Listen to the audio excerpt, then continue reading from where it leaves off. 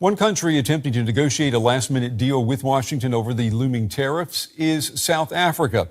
The country is facing 30% tariffs on its exports to the United States. The South African government says it is finalizing a package to support companies that will be affected. In anticipation of the tariffs, South Africa's central bank revised the country's annual growth forecast down from 1.2% to 1%. The country's largest trade union warned of potential job losses. Now, President Cyril Ramaphosa said his government is holding intensive talks with the Trump administration. Many of our companies deal with the United States customers. We export vehicles, we export steel and aluminium, we export citrus. So we've got to engage with them and find a way to reach a settlement. So within the window that's still open, we're hoping that we will find a way to settle this matter. So intensive negotiations are now underway. Our coverage continues now with our correspondent Diane Hawker. She is in Johannesburg for us tonight. Diane, good to see you. What more can you tell us about the South African government's response to the tariffs? Well, Brent, the South African government has essentially a twofold approach. One part of it is, as mentioned there by President Ramaphosa, to continue negotiating with the U.S. The second part of it is to pivot. And the South African government has announced that it's opened up an export help desk for different South African businesses to advise them on how they can start looking at other markets. Now, in different industries, there are sectors that have kind of specifically focused on different regions. For example, with the citrus sector, in one part of the country, in Limpopo, they would have focused on the European market, whereas in the Western Cape, there's a big focus on the US market. And that is the kind of industry that would need to start looking at that pivot position to see if it can start moving its products to other markets, either to Europe or elsewhere. And the government is saying that with the help of this desk, different businesses will be able to get advice on what are the requirements of these different markets, are there different shipping routes, all kinds of different things to help the businesses and essentially to try and save jobs. You'll know, Brent, that unemployment is a really big issue here in South Africa, and it's really important that there is a focus on jobs at this stage. Also mentioning that the GDP growth has been revised down. So there's really a lot of effort to try and retain the jobs that exist and also see if there's any opportunities to grow jobs in any additional sectors, Brent. Yeah. Speaking of jobs, I mean, one of the hardest hit sectors is South Africa's automotive industry. It employs 115,000 people and now faces major job losses. Let's take a look at a report that you've just filed. These girls arrive at Sipho Baitji's company unpainted. The work of making them ready for cars has a certain rhythm that he likes. His team inspects, cleans, spray paints, and then polishes them. It's a precise operation and offered dependable work for his 60 employees, at least until Donald Trump announced new tariffs on vehicle imports to the United States. These spray-painted girls are destined for the Ford assembly line. But this company says that ever since US President Donald Trump started talking about increasing tariffs, they've seen a decrease in the amount of available work. It's just one of the signs of how decisions made in Washington are affecting small businesses here in South Africa. Although Ford South Africa doesn't export to the US, the company and its suppliers are feeling the global impact of Trump's policy. If one neighbor is suffering, obviously it's not going to be able to buy the vehicles.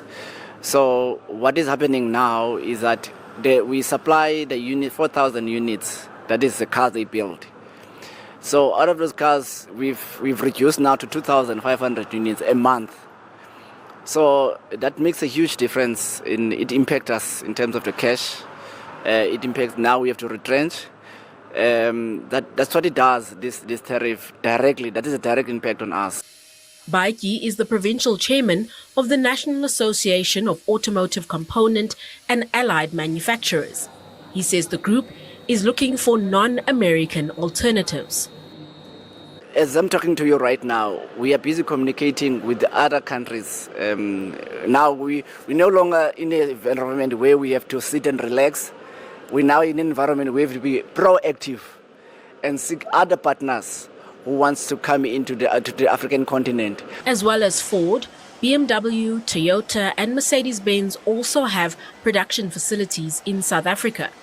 The National Association of Automobile Manufacturers says sales to non-American markets are up, but this doesn't cover the more than 70% drop in US sales created by the new tariffs. And markets like the European Union continue to take up our vehicles, growing by 23% year on year.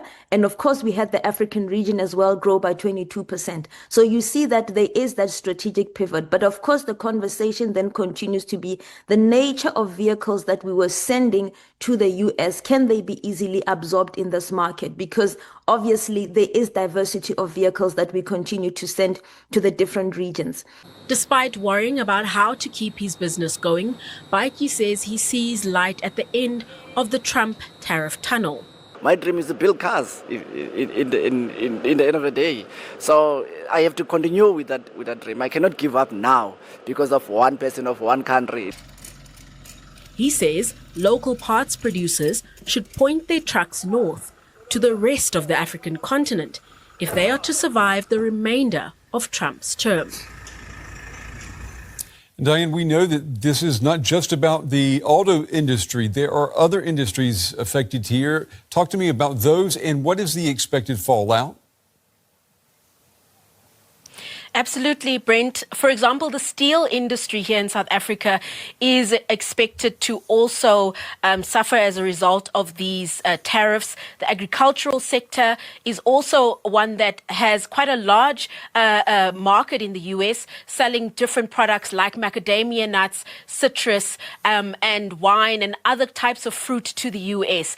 And I would say that in these different sectors, there is quite a lot of anxiety. For example, the Citrus Growers Association of South Africa has said that there really is an urgent need, a time-dependent need for these negotiations to continue because they literally have a stock sitting in different units, freezers and storage units at the moment expected to go to the US. And they've indicated that a lot of times the deals that they have are negotiated far in advance, as much as a year in advance. So with these sudden changes taking place as a result of the Trump administration, it really does make it difficult for them to forecast and plan for the future and might also leave them with a stock that is unable or that goes off or that rots in fridges. You know, Diane, we've talked many times about the importance of the South African economy for the greater Southern African economic future. How does South Africa's situation compare to its neighbors? Well, at the moment, South Africa is looking much worse than many of its neighbors. Many of the African countries actually got a bit of a reprieve. So Zimbabwe, for example, have got a 15% tariff. Not great for Zimbabwe, but less than the 30% put in place for South Africa. Namibia also sitting with a 15% tariff. Lesotho definitely will be having a sigh of relief there because they had initially been forecast to have the highest tariff. With the initial announcement in April, it was meant to be as much as 50%, and they've now come down to 15%. But the reality is that South Africa does also support a lot of the other countries in terms of jobs and also in a way being a shipping hub. So there will still be an impact on these other countries unless they can find ways to, divert bringing their products into South Africa completely. And I think that's where things become tricky because really everything is quite interconnected and has been interconnected for quite some time. And as Sipho Baiki, who was in that piece, pointed out to me when I interviewed him this week, he said that a lot of these industries operate as a circle, as a group, and now that circle is broken and they'll have to find a new way to reconnect things.